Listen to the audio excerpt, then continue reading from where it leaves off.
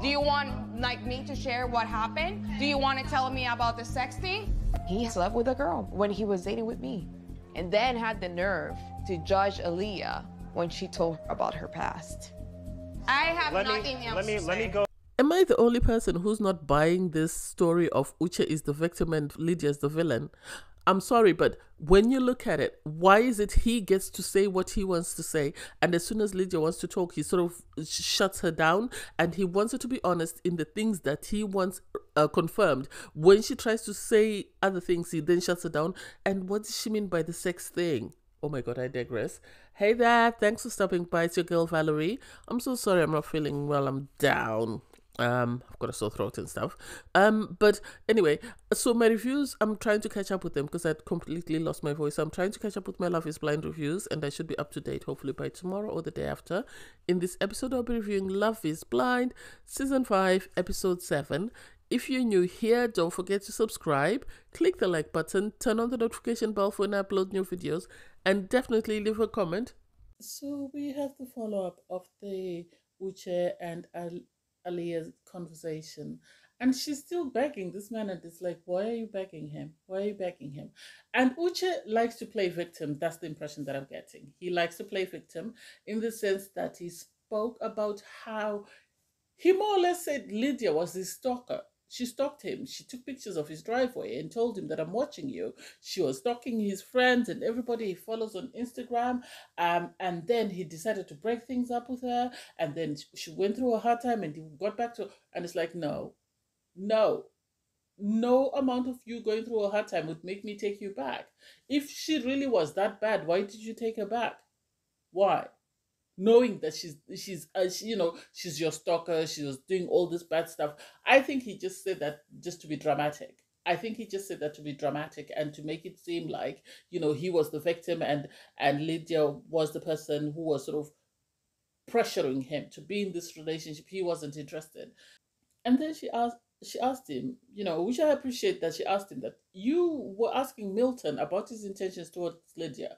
Someone you're calling a stalker, make it make sense. The math ain't mathing. It ain't mathing at all. Because if you are terrified of someone and if you want them out of your life, I would be pushing somebody else to be in a relationship with them. That way I can get them off my hands and I can sort of remove their interest away from me. That's what I would do. And for him to go through this whole speech, oh, I've watched my parents go through hard times, they've never left of this, that, and the other, you blocked me, you unblocked me. So he's already painting Aaliyah as another stalker in the sense that you sent me a voice note, you deleted the voice note, and then I kept watching your Instagram to see if you had unblocked me. Oh, he's more or less painting her as just as bad as Lydia. Why would Aaliyah want to tangle herself up with someone like that? I don't get it. I would move on from this man. You will find someone. Don't worry. Your DMs are going to be full once once the show has aired, and you'll be fine. You don't need to be chasing after Uche. Leave Uche to do Uche. He's 33 years old. He still hasn't found somebody. His person is out there. He still needs to go back out. For him to say, oh, our relationship and the experiment are the same. No, your relationship and the experiment are the same because you want to be on the show. If you're really that into her and if you're really, were intending to marry her, you would have been happy to leave the show because at the end of the day, you've met the person you want to spend the rest of your life with. You don't need the cameras to continue your relationship unless your relationship is only existent because of the cameras. That's my impression. I'm sorry, but these couples are toxic. I don't get why we have two couples and the two couples that we have are so... Anyway, I think I prefer, as I said before, Milton and Lydia are way better. Stacy and Izzy, oh my god. Anyway, they go over to Izzy's place. Izzy appears surprised. I think it's as though he's rented somebody's place when he walks in, or whether he was surprised that it was actually clean. Maybe he asked somebody to go and clean on his behalf. I didn't quite get it. Something about him seemed very nervous about his environment when he walked in. It was as though he was sort of becoming acquainted with the room the same time as Stacy, and then they went into the bedroom and then he showed her his lost and found drawer and she flipped out over that. She flipped out over the fact that he had paper plates and plastic cups, and it's just like I would be more worried if I had walked in and it was set out for the dinner table was set out, as though people were about to sit down at any time. There was all this fine china and cutlery, and there was, music playing, there were candles, and I would be worried. Then I would think, no, he's got a lady in his life. The way it was, screamed bachelor pad. And for her to flip out about the lost and found, I don't get it. I don't get it. He doesn't come across as someone who's that serious, and so I understand where he's coming from when he says that. Oh, I just wanted you to see how I lived before I met you. I didn't want to fake anything, so I wanted to be as genuine as possible. But then I think there was more to her breakdown than Stacey let on, because her going off and crying didn't make sense to me. You can't cry about a lost and found. If he had girls' names or messages or girls' pictures in the room, yes. But for there to be lost and found stuff, well, that's him. An earring here, an earring there. Hey, it is what it is. And then you had Milton meet his in-laws. Oh, I really loved it. Milton is very mature for his age, or he acts very mature for his age, because he said it was very important for him to make a very good first impression. So you could tell, once he started speaking, you could tell that Lydia's mom and brother fell in love with him. Obviously, he's very good at recognizing his shortcomings, and he was able to tell them that I've never been an emotional person. In my family, that's not what we do. So I like the fact that he recognized that, and they were happy for him. Um, I don't know. Do I see them working? I wish she was a bit older. That's what I'm going to say. I wish she was at least 4 years older. That would make it easier for people to digest, because if he was 28 and Lydia's 30, it wouldn't be as bad as 24 and 30. I know it's going to be a problem when they get to his family, but we'll see. I was very nervous for Stacey and Izzy to go and meet Stacey's family, because getting there, you could see the dad is a very reflective and observant man. Because even when Stacey's sisters, and I think it was her mum, were talking to her, the dad was just watching.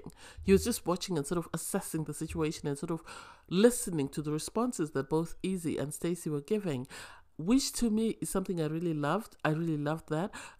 You could tell she comes from great wealth. The sisters were worried, obviously, about the fact that she comes from great wealth. Is this man in love with her, or is he just after the money? Which is very questionable with Izzy, given the way he's maneuvered, from the fact that he started off with Lydia, then went to John A, then suddenly ended up with Stacey, and the math wasn't mathing. So the idea that he's suddenly settled on Stacey and is discovered she's got money and he's happy to go along with it doesn't make sense. I said it when they went to see his apartment, that he looked like he was sort of looking for something, or whether he was new to the environment, something was very off with him. So when they ask him about his job, he says, oh, he's recently changed jobs, and it's like, something is not right. It's either he hasn't been working, he's been living with someone, and so he's suddenly created this lifestyle for himself so that he can appear more appealing on the show. That's the impression that I get. I like the fact that the dad pulled him aside and had a conversation and explained to him that, my daughter, yes, love is important, but my daughter also is used to certain things. Are you going to be able to provide them? I'm not saying we should base this relationship on money, but I want to know whether you're going to be able to help her out when she needs you. She's not going to be willing to go Dutch, so she's not going to be willing to go 50-50 on a bill. If you take her out to a restaurant, you have to be willing to pay. And Izzy was just mumbling. That's my opinion. He was just mumbling and jumbling, because whatever he was saying didn't make sense. I think he was just looking to make the best of impressions. Even the fact that he said he's new to his job, but he's got managed to get time to come and do Love is Blind. Something is off with Izzy. Something is off. And I hope if he does get married, I'm not saying he's a gold digger, but I hope if Stacey marries him, they sign a prenup. I know on Married at First Sight, they always sign prenups when they get married. I hope they sign a prenup to actually make sure that he's in it for the right reasons. Otherwise, I have a feeling Stacey's going to get her heart broken, and it's going to be really sad. So there's a cast get together. One thing Love is Blind is going to do is they're always going to have a get together of everyone, or the selected sort of people from the pods that they think their story needs to continue.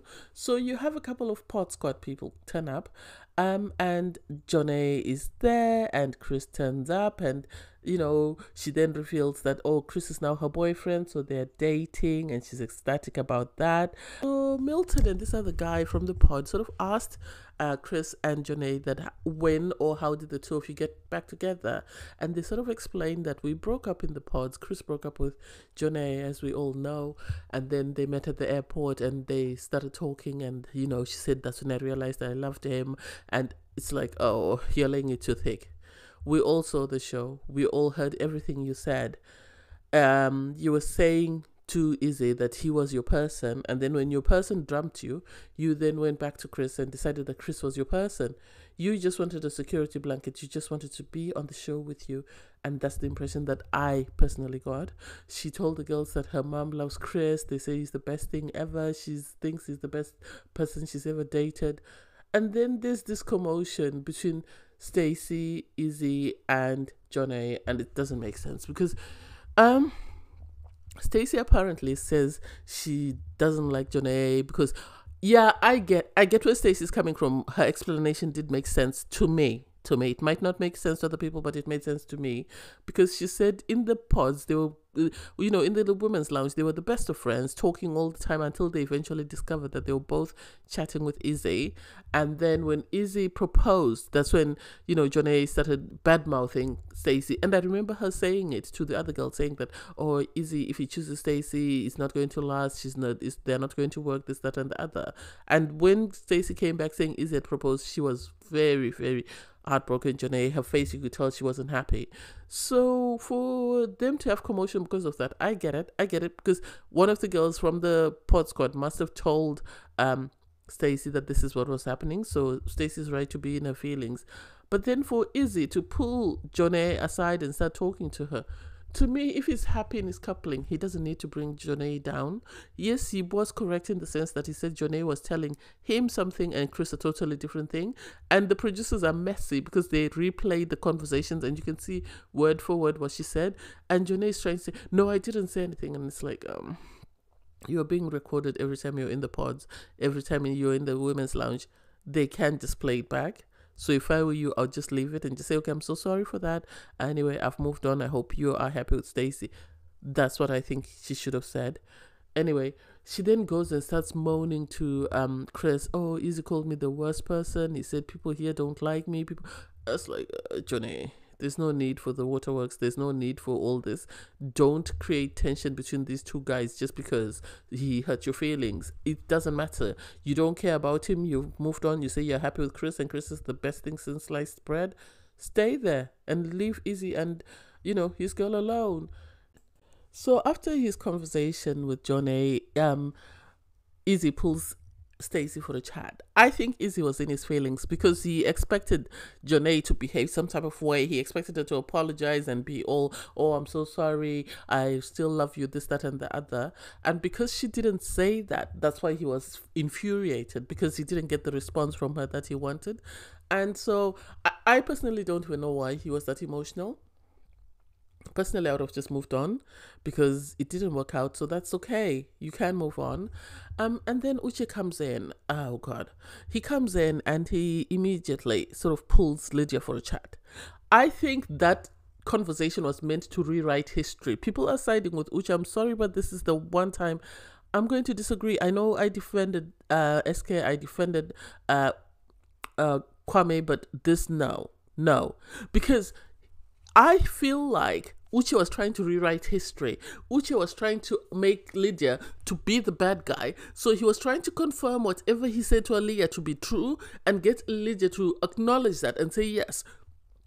There's no reason why it eventually came out. There's no reason why Lydia would just suddenly start stalking girls on his Instagram unless there was something that had taken place. So it seems he cheated because she said, do you want me to talk about the sex thing?